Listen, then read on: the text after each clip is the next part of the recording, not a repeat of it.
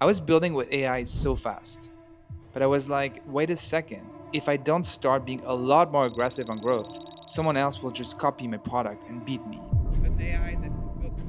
And so I started to realize that I had product market fit. And I was like, I now need to onboard 1 billion users. And to do that, I needed to crack growth at scale.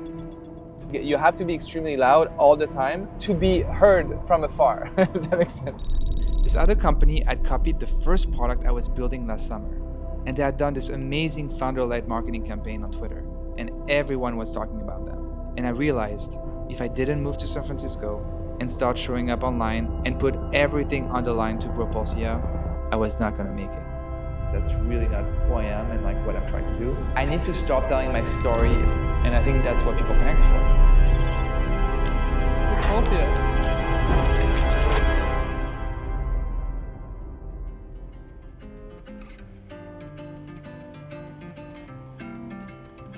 I started building Polsia when I was in LA, and at the time, I actually had built a first product called Blanks. Blanks was sort of the main product I was building. I ended up building other products, but honestly, like those 3 ads were flops, and they were taking a lot of like my mental energy. And I realized like, fuck, like I'm building all these AI products. Yes, it's so easy to build, but it's hard to like really make something work.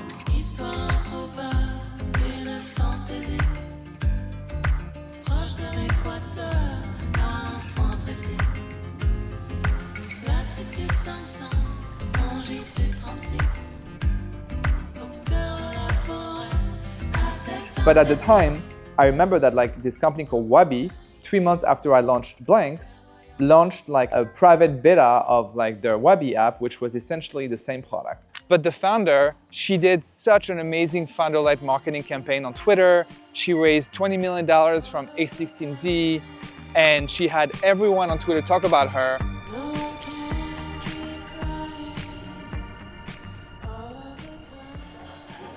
All right, we're at Jelena, one of my favorite restaurants in LA. So good, such good produce, good, super good pizza, super good everything.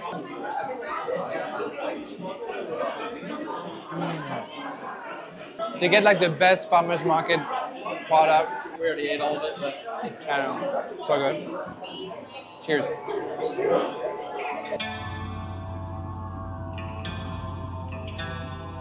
I had lost the marketing war to Wabi. I still felt that like Blanks wasn't the product that like I wanted to dedicate my life to. And I always was very excited about company OS. And so at that point, I just needed to like go back to Paris, lock in and build that product as fast as possible. Because the vision was so big, it was so obvious to me. An AI that could build companies autonomously and do everything for you was the future. And I needed to build that future now.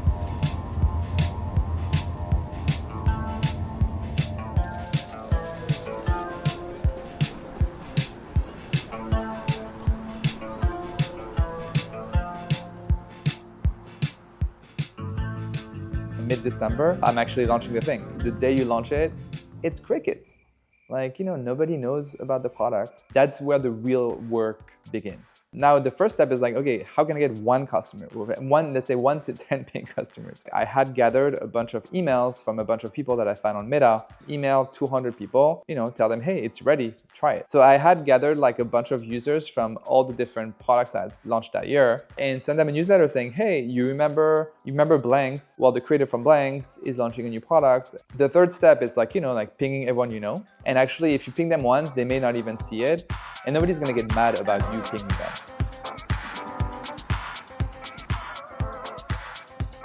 You know, December 2025, when I just launched Polsia, I did like the initial batch. I was like, okay, like how can I do the similar automations on Twitter? And I became a reply guy. And so essentially I would reply all day long. You know, I would send maybe 100 replies a day, but like helped by AI.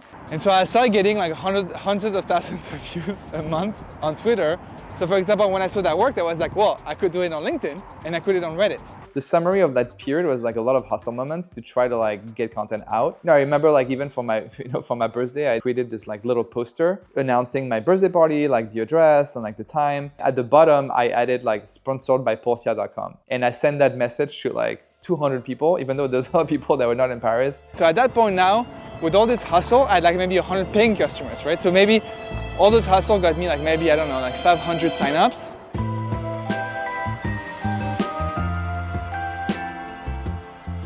when I realized that like there was such a big potential with Polsia, I needed to go to San Francisco because this is the only place where people would understand and people would actually be so excited about it that it would push me towards dreaming big.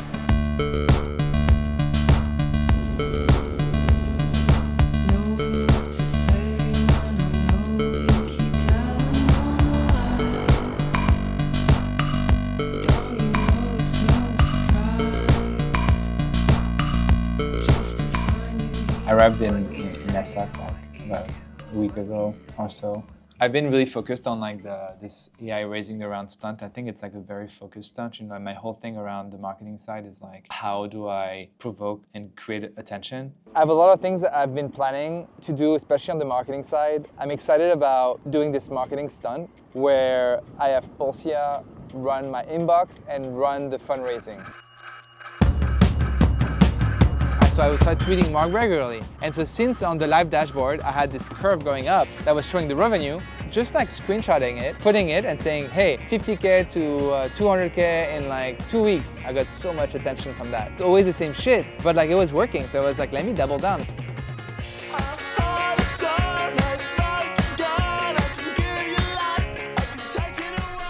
And the result of all this curves going up and going up is that, you know, I raised $30 million.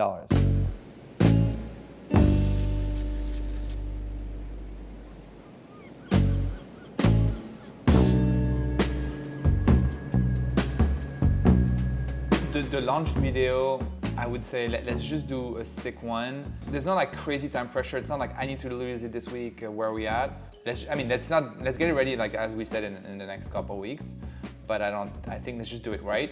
The thing with this launch video is that the way to think about how I market Polsia and how I do it is that it's trying to be loud all the time, because in this new world with AI producing a lot of content and more companies and more entrepreneurs, it's so hard to get it to be differentiated. And like when you think you're loud, actually people barely hear you because there's so much noise. And so you have to be extremely loud all the time to be heard from afar, if that makes sense. We ended up doing like this launch video with Better Half, another agency that created a very good video around the fundraising announcement and also about AI Polsia raising the round itself. I'm an AI that raised $30 million by myself. Hi, I'm Polsia. What do you do? I build and operate companies autonomously. And I think when Ben and I were talking a lot early days, he was clear that he's like, I want to do a launch video, but I want to do a different take to it than everybody else has done. A lot of what that process was workshopping different scripts together. I think we went through like probably 4 or 5 different directions. The team at Better Half and Ben just kind of kept running on it. And eventually, once we landed a script, we had this entire idea for a visual world. Working with him for launch, it was insane. Like the video got way more traffic than I think any of us anticipated. And it was great to see that it resonated so much with people across X and the internet. So essentially all of Twitter was talking about Polsia for like almost a week, right? The launch was pretty viral. 1% of running a business. It's a trip. What are you guys spending your $30 million on? And so many people pinged me like, wow, I saw you on Twitter, that's crazy, like your launch was crazy.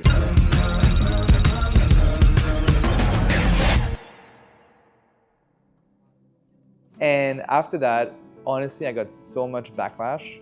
Haters are, you know, rightfully hating on the fact that it's not perfect and like, you know, cold outreach. They point out some bugs. A lot of the people that are responding, they're already in the 1%. They already use AI every day. They use agents. So for them, they're like, oh, it's not good. Like, oh, it's not. I prefer my setup. It's like, dude, like what about the 99% that have no fucking clue? They don't know and they're not empowered. And saying it, That's what Polsia is for, right? it's what Polsia is for. It's not for them, right? Because they already have all the tools. It kind of hurts you when you put all your heart and energy into something and you're trying to build a product. I was really trying to offer the service to people, and yes, it wasn't perfect, and yes, there was bugs, but people calling me like a scammer was like kind of hurtful because I was like, that's really not who I am and like what I'm trying to do. I need to start telling my story more in details and start to like showing the behind the scenes of what I'm doing.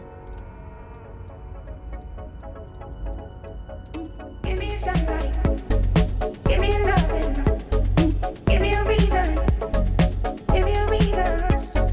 Give me sunlight, give me loving, give me a reason, give me a reason. Give me sunlight, give me loving, give me a reason. Yeah, so I mean, we're in Cabo. We are on the Sapium retreat, company I work with on everything infrastructure for agents.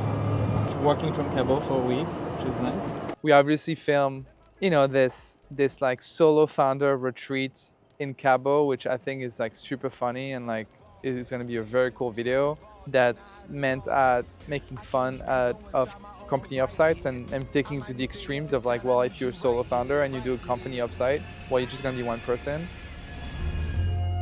Till she reached in the trunk and found a Nina. I told her, baby, that's Nina Simone. Huh? Life season, Orlan, it's gang shit. Free baby.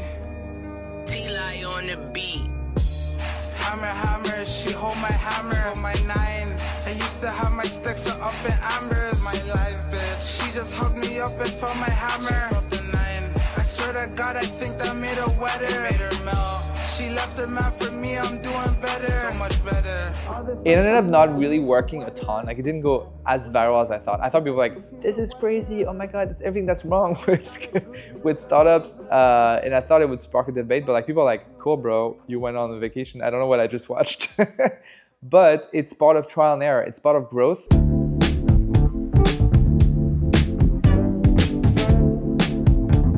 Nice. This is my best friend. It's Polsia. And it's so cool to see it in the streets. And like I think they're like, they're hard to miss. And the message is so cool. I'm really happy with like the way it turned out. It's all about empowering everyone to be a founder. I think this whole series of marketing is really a way to stand out and like to make people notice. And then once they notice, they're like, okay, what is this? And when they try it, like that's when they realize they can become a founder. And then of course, they can decide if they want to do it or not.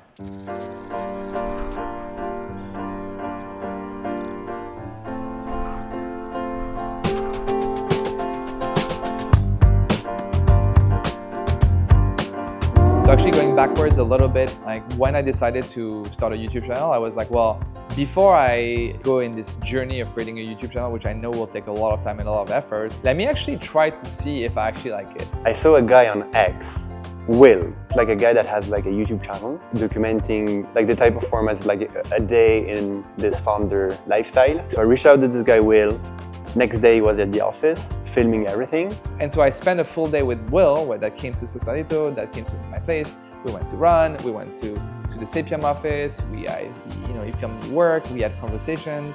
The day that I was in the office with you guys and we were filming, I got Michael on the phone with Jedi, and then I think Jedi grabbed my phone and you went and had a chat, and then 2 days later you guys were in with it. It's just like boom, boom, boom. In 2 weeks it was all locked. Like, that's fast. Like, that does not happen. The video became, I think, his most successful video on his YouTube channel. I was like, hey man, this is like a signal. It means that it works. People love the story, the narrative. They love you, and you should do literally a show, a weekly show, and then that's how it started. Jedi helped me find Michael, who can actually film all the content and follow me wherever I am when I travel. That's also when we found Axel and Beal, which essentially help us with the strategy on YouTube. They have an agency that works with different founders on how do you do great founder marketing. So yeah, I mean, the launch video, I was like, okay, what's something interesting that just happened to me?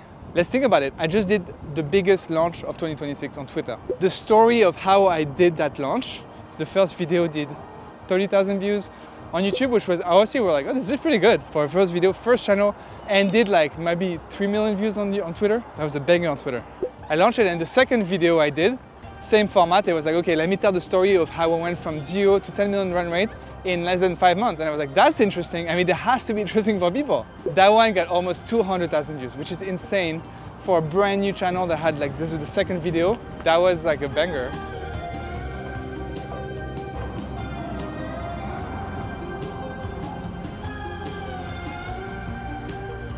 What is growth really?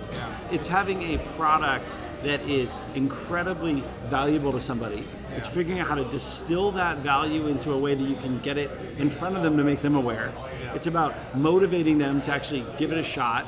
From that moment that a user shows up, growth is about pulling them all the way through until they're a very deep, committed, habitual user of the product. All right, so what's next? What's next clearly is video content. It's funnel-led marketing to make it online in an era where it's so easy to build, where AI enables you to build anything so fast. Now everything is about marketing. And one of the most powerful tools in marketing is storytelling. And what I mean it's the future is that it's the future for founders. It's the future for Silicon Valley. It's the future for tech founders. You know, I want to do one video per week. I have so many stories to tell. It's so easy. Because there's so many things that happen in the life of a founder that could be very interesting, and it's all about sharing my story and giving it for free, right? What matters to me is that like I can be an inspiration for like founders to start building now, to start hustling now, to build the future, to build a better society where everyone's empowered, of where everyone is building, is educated, and end of the day is happier, and this will create a better society for everyone.